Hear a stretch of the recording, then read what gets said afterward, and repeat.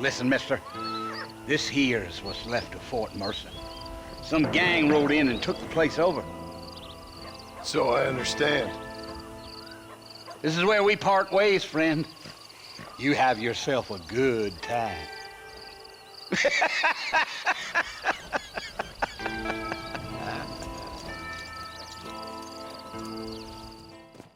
First things first, I've played RDR2 for about 10 hours, and within those 10 hours, I've found the game to be phenomenal on all levels. I intend to complete playing it whenever the time allows. The realism, the visuals, the story, and the narrative are par excellence. Having said that, I've missed the PS3, PS4 era of gaming, and that's why I missed out on playing many classics like the RDR1 and RDR2. I just recently completed the PS5 Last of Us 1, and the remake made the game completely current gen, giving me the best experience of the original game. I'm happy to have been able to experience that. The same goes for the Demon Souls remake. Remakes like those are great for gamers like me who are catching up on their backlog from the previous generations. So, for RDR1, here are my first impressions as a first time player of the game and how the remaster feels like on the PS5. Moving on, even with the remaster, the game appears to be a little dated.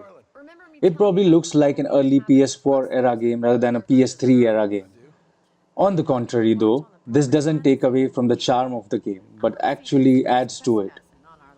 To me, at least, it actually feels like I'm playing a classic rather than the average game out there. Also, by dated, I don't mean it looks bad. The game seems to have its own art style with it, and I like it. It's immersive nonetheless. The crowd density is sure low. Let's count the people in this tavern. 1, 2, 3, 4, 5, 6, 13. There are a total of 13 people in this scene, but it keeps the scene lively nonetheless. It has this old school charm.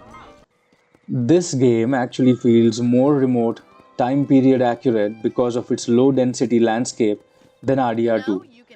If you know what I mean. It feels like the real remote Wild West. RDR2 is more densely packed than this.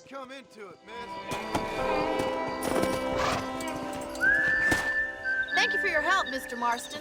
Makes me kind of happy I saved your life. Get some sleep and I will see you in the morning. Good night, Miss McFarlane. As far as the gameplay goes, the controls are working well, but sometimes it does get wonky, things act out of character. But it's a game of its time, so no complaints. Nothing that breaks the overall gameplay experience. What are you waiting for? Unload that thing! Now get behind that outhouse! Ain't sure we seen the last of them! It is still, in my opinion, the best way to experience RDR1 for the first time. Sure, our expectations because of the current gen are different, but one should play it for what it is. I have gamed my entire life so far, and I know what early 2010s games feel like, so no complaints from me. Also, as far as the spec sheet goes, the game is running at 60 FPS at the moment. The draw distances are great. See, we can spot that eagle flying at the far end. The environment looks good, immersive and art-directed. There is activity on the streets and in the buildings, keeping the ambience lively. And I think it leaves little to be wanting from a game of that time period. Also, for gamers like me who will be experiencing this classic for the first time, who want to play both the Red Dead Redemptions, this is a great opportunity. Like you're some kind of deranged bounty hunter. Like Paul always says, don't go waking snakes. I appreciate your concern for us lesser mortals, Miss McFarlane. I really do. And if there was any other way out, I'd take it. I can assure you of that. It has all the classic Rockstar tropes.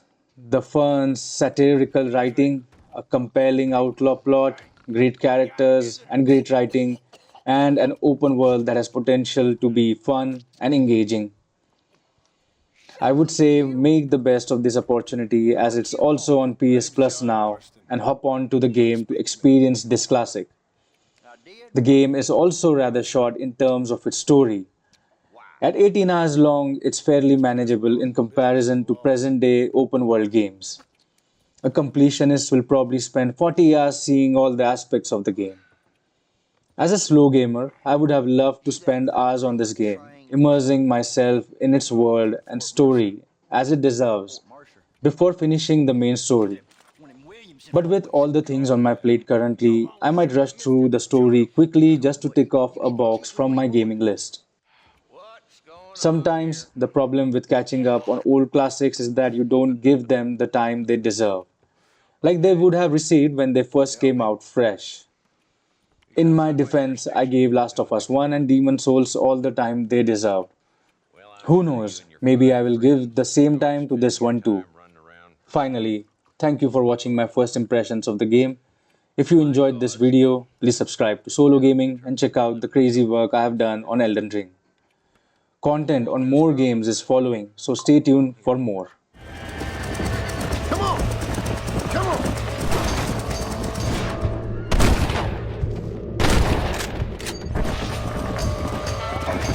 Good shooting, Mr. Marston. Come on!